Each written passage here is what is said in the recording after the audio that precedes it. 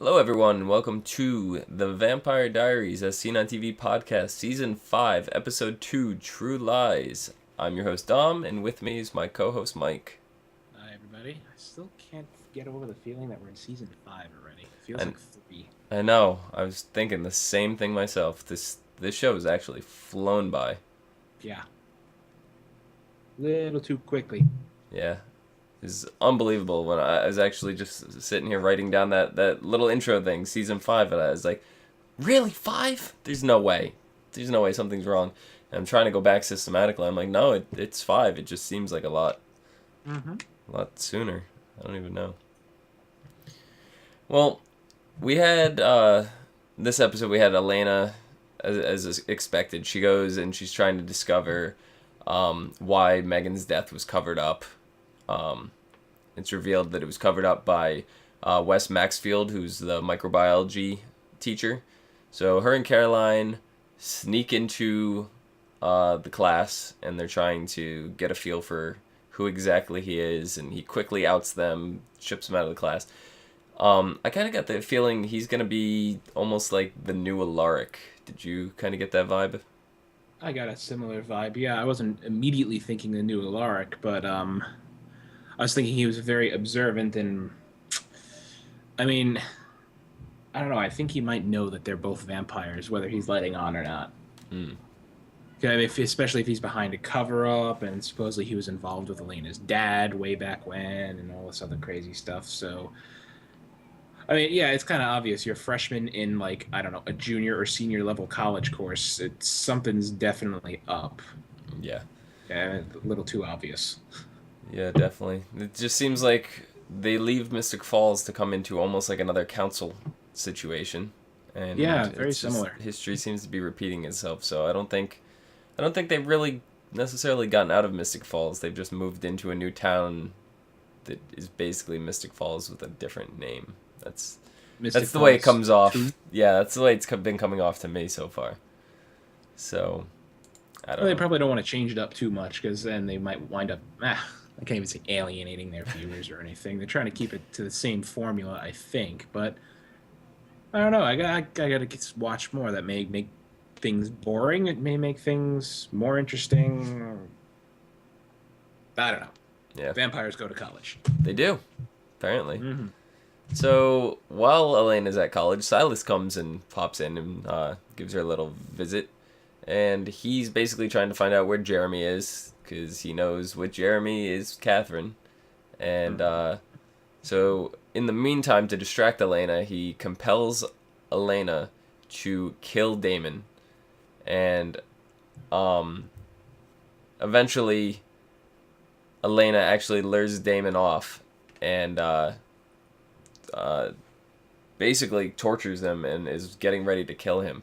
Damon's Mm-hmm. fighting her, trying to get her to change her mind and fight the compulsion. And eventually, what ended up breaking the compulsion was her memories of Stefan. Damon kept throwing Stefan to her, and eventually, that's what did it. And when Damon came clean and told her what's been going on with Stefan, that's snapped her right out of it. So why do you think that triggered the compulsion to break for her? Probably a couple things. One, even though she's with Damon right now, I mean, she was with Stefan. I mean, that was a pretty major relationship and part of her life, so it's something else to focus on. Also, the trigger for her compulsion was being mad at Damon. Like everything is just normally fine, but as soon as she gets mad at him, she wants to kill him. Right. And so maybe focusing on somebody else she's not mad at helped her.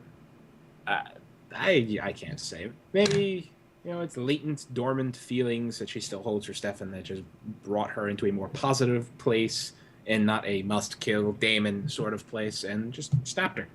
Yeah. Yeah. I could definitely kind of see that. Just before Damon met up with Elena at the party, he bumps into Jesse and he knocks Jesse out cold.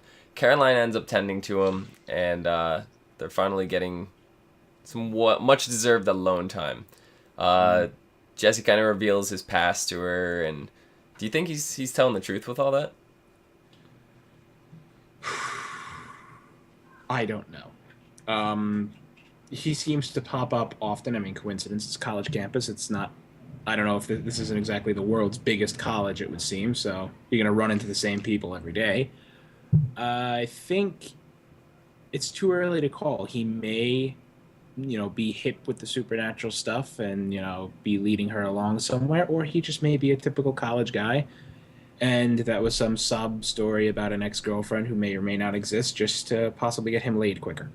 Very true. So you think Caroline bought it? You think she's actually Oh, going to yeah. start warming up to him a little bit more? Probably. It's Like I agree. almost as if he was tailoring his story to fit Caroline and Tyler right now. That's the impression I got off of it. Yeah, it did kind of seem that way. So either he's looking to get something and he's, just being a player, or they're going to have a serious relationship start and then Tyler's going to show up and rip his throat out or something. Yeah. I mean, because that's how I see this going. Caroline forms new possible love interest with new guy, and then old guy shows up at the most convenient time, Right. and then they get into it. Yeah. Well, at the very beginning of the episode, we have Catherine. We see her bump into a townsfolk. She gets maced. Jeremy and Matt come out of the woods, basically. They've been tracking her, and they take her away. So then later on, all of a sudden, Silas appears and just seems to know where they are. Apparently, he had been tracking them too. And when Silas tries to read Matt's mind, he realizes a spell was put on Matt by the Travelers, and they're kind of using Matt as a spy device to keep tabs on where Catherine is, because it seems Catherine's very important to Silas, and the Travelers, I'm assuming, know this. So Silas actually, upon finding this out, he snaps Matt's neck. Did you think Matt died? Because I personally, I forgot about the ring at that point. I didn't Yeah, even so realize did he I. had it. And So Omi was in the room with me, and she forgot too. And we're both, and she's like, "Oh no!" Like, wow. And she goes, "Wow, so much for Matt having a bigger part in this." And she goes, "Oh wait, he's wearing the ring," yeah, because they zoomed around, they panned around to it, and I'm like, yep, "Oh, okay. Well, that just makes things convenient." yeah. I totally forgot about that. It Yeah, caught me by surprise, but it was only for a few minutes, and then I realized the exact same yeah. thing As she soon as did. they panned around to the ring, it was like, "Oh, okay, whatever." Because Yeah, yeah, there were about 10, 15 seconds of me actually thinking, "Well, he's dead." yeah. Uh, you keep hitting the desk. The mic Sorry. is vibrating everywhere. Um, uh, so we finally see what it's like to be what happens when you die with the ring on. You see Matt, he appears on the other side, he has a conversation with Bonnie, and we really haven't seen that. We have not seen what happens when you die with the ring on. So what did you think of that whole take on it? It's nice. It's a nice little extra amount of info because we've always assumed how many times it was Alaric wearing that ring when he died, right? Yeah. A few. Yep. So you always assume that okay, he's just out and he's gonna wake up perfectly fine later. So seeing that they actually have to traverse and find their body again and come back, kind of got a World of Warcraft feel sort of out of it, or some video game that yeah, you're dead. Go find your body. Okay, you're back in your body. So it's nice to get a little extra there. Like, okay, so it's not just an easy get out of death free ring. Yeah.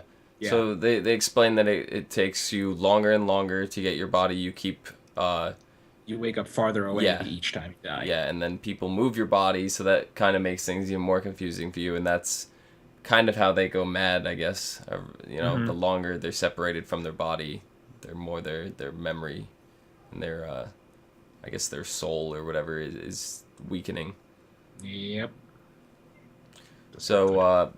Matt finally comes to, and he doesn't remember anything that happened. He had this whole conversation with Bonnie about all the struggles she's been having as a ghost now, and dealing with not being alive, dealing with her father's death, and not being able to talk to anybody about it, and Jeremy, who she has no contact with, and she's just struggling now more than ever. And then Jeremy catches her out of the corner of his eye, and he goes over and he tries to console her.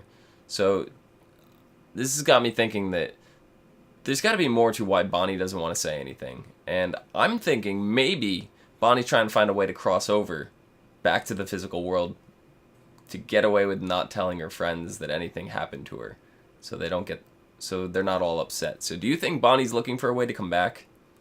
I think she is likely looking for a way, or looking for a witch or someone who could bring her back. Yeah, she's definitely looking for a way, I think, unless she's just, yeah, she can't have resigned herself to, that kind of fate for eternity. I don't think, not yet, not too that quickly. Yeah. Especially watching everybody and watching everything that's going on.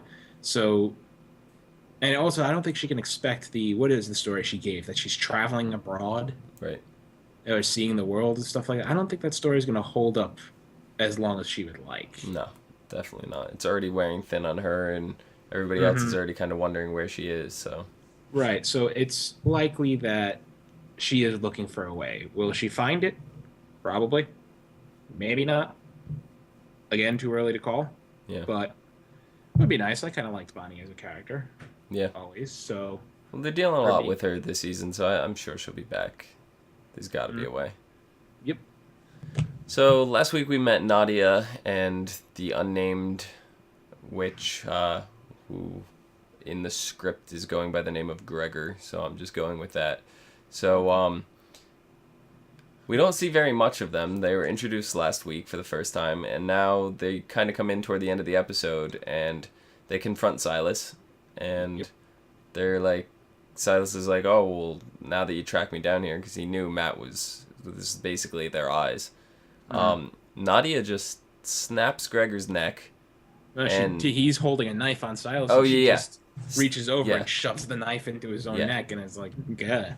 Yeah.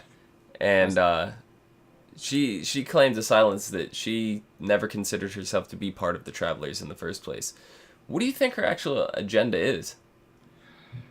Who knows? I mean, it could be something along the lines of Silas's endgame, or it could be maybe she thinks that it's hopeless because the Travelers want to end Silas, I believe, or kill him, and maybe she thinks that's a hopeless cause and never going to happen. So maybe she should help Silas meet his end goal, so he'll spare her in the long run. Maybe her end goal is immortality, and she hopes he can give it to her somehow. That's what I was thinking. I think she's on a conquest for immortality. That's a good likely explanation there. Yeah. Well, last week, me and Umi were trying to guess what the title of this episode could mean. And the title of the episode, True Lies, comes from a movie starring Arnold Schwarzenegger where the character leads a double life. So I kind of surmised that last week this was going to be about Elena's father leading some kind of double life. Umi very much disagreed with me, and right before Elena heads back to Mystic Falls to search for Stefan, Professor Maxfield tells her that her father was a legend in the town. So it's kind of leading toward the setup that the father's been the one with the secret life. Is that the kind of feeling you got off of this? Oh, definitely. Like, immediately, he's like, you're, I can't even remember his name. You're blah, blah, blah, Gilbert's daughter. It's like, yeah. Elena? He's saying this to Elena. He's like, you're blah, blah, blah, Gilbert's daughter. Like, I forget her father's name. Just completely gone. But anyway, like, your father was a legend in this town and all that stuff. I studied all his work, and I'm thinking, really? And there's all this mention of a secret society on campus, which, as you said before, another council sort of feeling. So, wasn't he on the council in Mystic Falls at one point, Elena's dad? Yes. Yes, so being a member of another council that deals with supernatural stuff, not completely out of the question, I think. No. So, him leading a double life, yeah, I'll go with that. That's probably what the True Lies reference was to. Yeah. Or it was to something completely else, and we're both way off our rockers.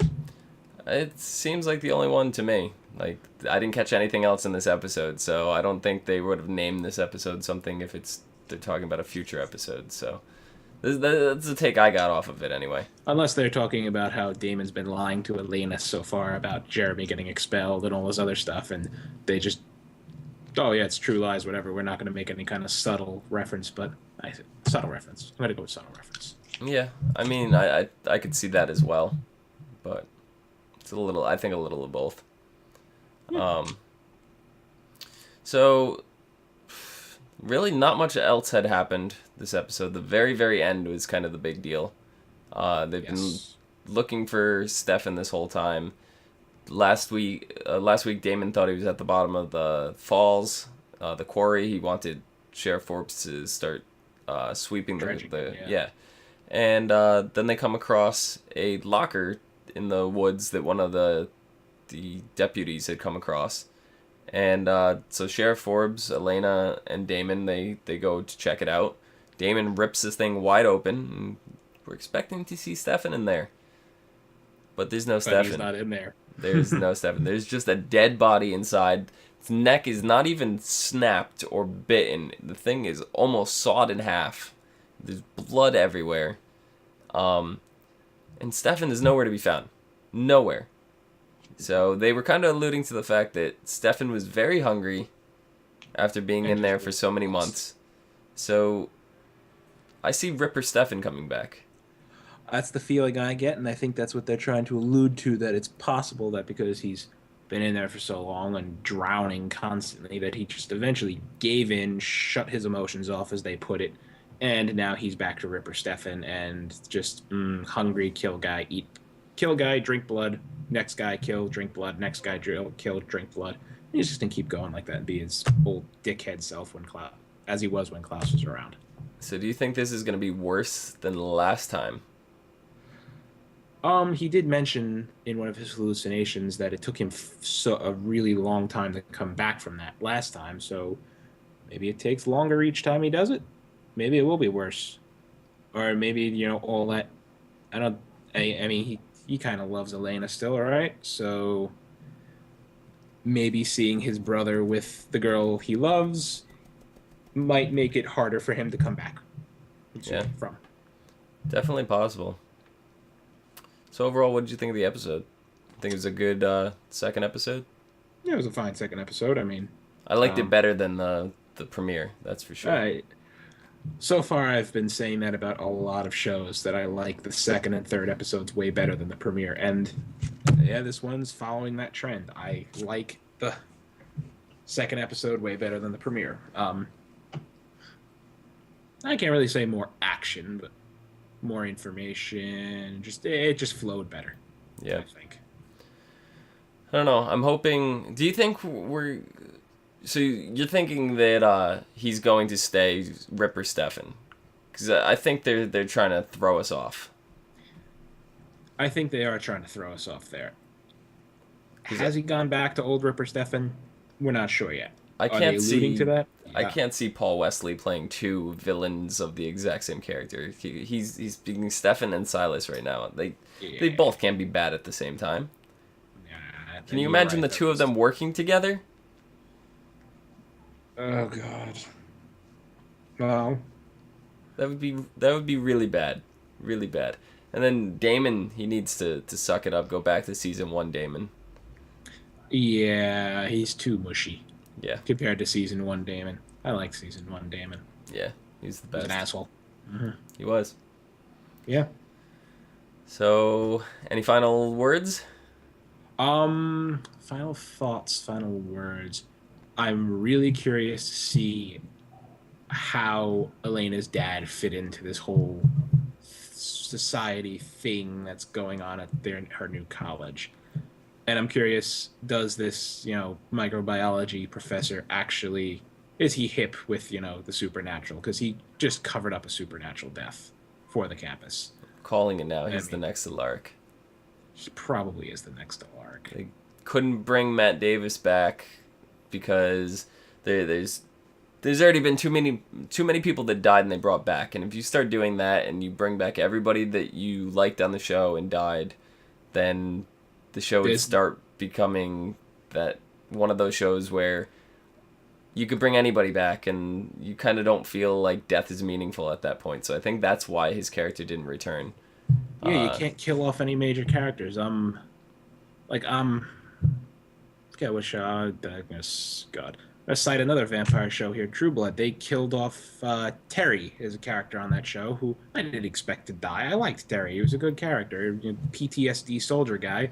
and then just bam, he's dead, and it's like, wow. All right, so how are they bringing him back? Witchcraft, some ghostery. They're gonna turn him into a... No, he's dead. What? Oh, well, fuck you guys. All right, then he's dead. So, yeah, there's an example of them not bringing everybody back, and death actually being meaningful, like you were saying. So, yeah, they can't bring him. They couldn't bring Alaric back again. No, as much as I would have loved to see him come back. I like Alaric a lot. If they bring Jeremy back, they're planning. It seems like they're planning on bringing Bonnie back. Bringing Alaric back, it would just be too much at that point. It'd be too much bringing back. So, everybody loved the character. I think they're gonna try to find a replacement for him, and make who him knows? just as lovable. Who knows? Wes might be that one. Maybe, hopefully, I'd like it. So, Mike, where can the people find you? You can find me on Twitter at Thilladren, Thilladren. And you can follow us. Better at that. Yeah. You can follow us on youtube.com/ASOTV podcast for more podcasts for some of your favorite TV shows. Until next week, see you guys later. Farewell.